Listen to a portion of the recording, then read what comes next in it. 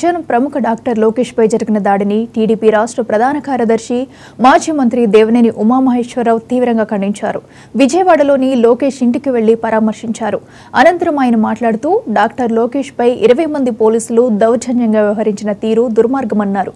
ఒక senior doctor America citizen కు man handle చేస్తున్న అధికారులను సస్పెండ్ చేయాలని డిమాండ్ చేశారు. రాష్ట్రంలో జరుగుతున్న దోపిడీ అరాచకాలపై సోషల్ మీడియాలో స్పందించినందుకే డాక్టర్ పై దాడి చేశారని ఉమామహేశ్వరరావు ఆరోపించారు.